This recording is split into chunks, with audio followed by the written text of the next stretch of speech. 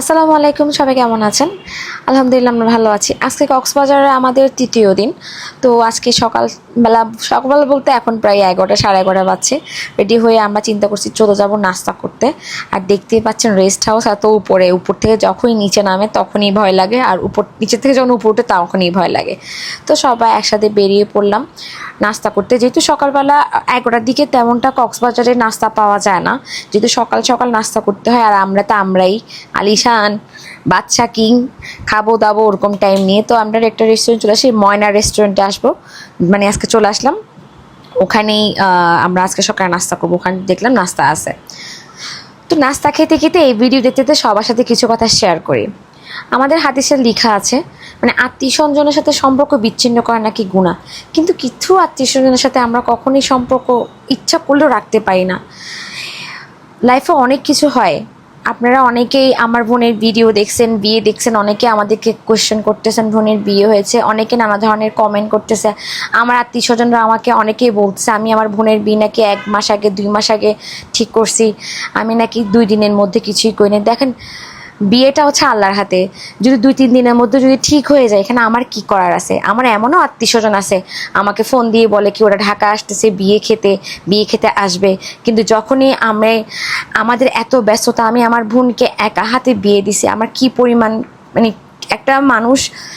একটা মেয়েকে বিয়ে দেওয়া কি পরিমাণ কষ্ট, সেটা যারা মেয়ে বিয়ে দেয় তারাই জানে। যেহেতু আমার বাবা নাই, তাই সম্পূর্ণ দায়িত্বটা আমার কাঁধের উপর চলে আসছিল। আমার আম্মাও তেমন কিছু করতে পারেনি, কারণ আমার আম্মা নিজেই এখন, আমার আব্বা নাই, ওনার বাবা মা নাই। আমার আম্মাকে আমি এত বেশি প্রেশার দিতে পারি না, কিংবা আমার আম্মাও প্রেশারের পেশেন্ট, এত কিছু করতে পারে না। তো আমি সব কিছু করেছি। তো সবাই আমাকে মানে দোষ বলতেছে, আমি কেন সবাইকে বারবার করে ফোন করি নেই, ওদের কেন বারবার করে ডাকি নেই। অনেকেই বলে আমরা ঢাকায় আসতেছি, বিয়ে খাইতে আসছি, কিন্তু বিয়ের দিন আর বিয়ে খেতে আসে নেই। তা আপনারাই বলেন, আত্মীয় স্বজন কেন? দুঃখে সুখে বিপদে আপদে তো আমাদের আত্মীয় স্বজন, তাই না? কিন্তু এই আত্মীয় স্বজন যখন দুঃখে সুখে লাগে না, তাহলে ওরা কিসের আত্মীয় স্বজন? অথচ আমার বাবা, আমার মা, আমাদের প্রত্যেকটা আত্মীয় স্বজনের বিপদ ভালো মন্দ সব কিছুতেই লাগে, কিন্তু আজকে আমাদের সাথে কেউ নেই। তাই এখন মনে করি কারোই দরকার নেই লাইফে, নিজেরা যেমন আছি ভালোই থাকি। কতক্ষণ আর আপনি আপনার আত্মীয় স্বজনকে মেনটেন করে চলবেন? কতক্ষণ আপনি ওদেরকে করে চলবেন? যাই হোক, আমি আপনাদের সাথে কথা বলতে বলতে অনেক কথাই বলে ফেললাম। সবার লাইফেই আছে ভালো মন্দ, পরিবার সবকিছু নিয়ে। তো আমার পরিবারের কিছুটা জিনিস আমি আপনাদের সাথে শেয়ার করছি, নেক্সটে আরো অনেক কিছু শেয়ার করব। তো আমরা চলে আসলাম পাটুয়া টেক। তো এখানে যারা কক্সবাজার আসে সবাই কিন্তু ইনানি বিচ, হিমছড়ি, পাটোয়ার টেকে সবাই আসে। এখন এটা একটা নিয়ম। আর এখানে এই জায়গাটা অনেক সুন্দর, পাশে একটা বিচ, মানে এত সুন্দর কি বলবো। নেক্সট টাইম আমি যদি যাই তাহলে আমি এখানে কোনো রেসর্টে থাকবো। তো ওখানে আমরা একটা রেস্টুরেন্টে খেতে গেলাম।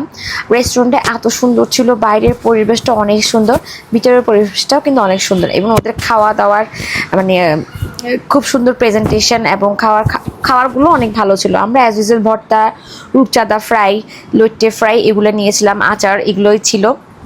কক্সবাজার আসলে বেসিক্যালি আমরা এইসব কি খাই, সবাই আমরা এইসবই ভালো লাগে। তো আমাদের এখানে খাওয়া দাওয়া শেষ করে আমরা এখান থেকে সন্ধ্যার দিকে রওনা দিব। আমি আর বেশি ভিডিও করিনি, কারণ আমার আর এত বেশি ভিডিও করার কথা খেয়াল থাকে না। আর আমি যখন ঘুরতে থাকি আমি ঘুরতেই থাকি, আমার মনটা ওখানেই থাকে। মানে আমি যে আসলে কি ব্লগার, কি একটা মানে খাইছি ব্লগার, মানে কোনোখানে যাবো কিন্তু মোবাইল বের করি না। তো খাওয়া দাওয়া শেষ করে আমরা এরপর ওখান থেকে যাওয়ার পথে ওখানে অনেকগুলো বোট ছিল, বড় বড় বোট সাজানো ছিল। তো ওখানে ভাবলাম একটু ভিডিও করি। আমার হাজব্যান্ড ছিল পিছনে, আমি ছিলাম সামনে, হালকা পাতলা ভিডিও করে নিলাম। সবাই আমার ভিডিও কেমন লেগেছে আমাকে কমেন্ট লাইক দিয়ে জানাবেন। আসসালামু আলাইকুম, আল্লাহ হাফেজ।